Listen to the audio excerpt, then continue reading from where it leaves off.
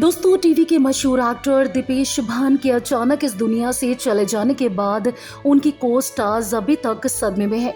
कोई भी यकीन नहीं कर पा रहा है कि जिसके साथ उन्होंने भाभी जी के सेट पर इतनी ज्यादा मस्ती की, अब वो उन्हें कभी नजर नहीं आएंगे। दीपेश भान ने भाभी जी घर पर है में मलखान का किरदार निभाकर घर घर में एक नई पहचान बनाई थी।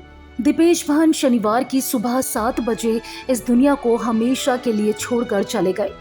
दीपेश भान के जाने के बाद उनके साथ काम करने वाले को एक्टर्स उनके बारे में बात करते नजर आ रहे हैं। भाभी जी घर पर है में अनीता भाभी का किरदार निभाने वाली सौम्या टंडन दीपेश को बिल्कुल भी भुला नहीं पा रही हैं। भाभी जी घर पर है काफी सालों से ऑडियंस को काफी एंटरटेन कर रहा है।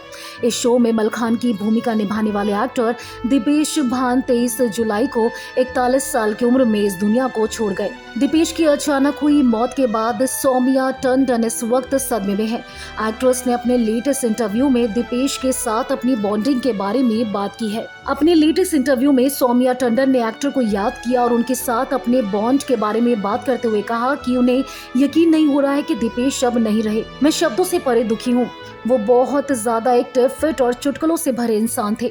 मुझे विश्वास नहीं हो रहा है कि वो अब नहीं है। उनकी यंग पत्नी और 18 महीने का बेटा इस तरीके से टूटते हुए देखना वास्तव में दिल बहलाने वाला था। दीपेश के निधन की खबर मिलते ही सौम्या दीपेश के घर पहुंची। एक्ट्रेस शाम तक उनकी पत्नी और बेटे के साथ थी। इस बारे में एक्ट्रेस ने बताया कि मैं शनिवार को सुबह से ही वहां थी और शाम को वापस आई, लेकिन जिस तरीके से मैंने दीपेश की यंग वाइफ और 18 महीने के बेटे को देखा, उसके बाद मेरा बार बार दिल टूट रहा था उन्हें देखकर कि दीपेश के जाने के बाद ये पूरा परिवार क्या करेगा। दीपेश के साथ सेट पर बिताए पलों को याद करते हुए एक्ट्रेस ने शेयर किया कि दीपेश ने उनके लिए तब गाने गाए जब वो प्रेग्नेंट थी। वो कहती हैं कि वो मुझे बहुत पसंद थे। उन्होंने मेरे लिए गाने गाए हैं। मेरे पास अभी भी उनके वीडियोस मेरे फोन में है। उन्होंने तब गाने गाए जब मैं प्रेग्नेंट थी। फिर शो छोड़ने के बाद उनकी आंखों में आंसू थे। मैंने 1.5 महीने पहले ही उन्हें घर बुलाया था और अचानक से दीपेश का चले जाना सबके लिए काफी दुखदाई है। मैं दीपेश को बार बार याद करती हूँ क्योंकि जिस वक्त मैं प्रेग्नेंट थी उस वक्त वो मेरे लिए गाने गाया करते थे।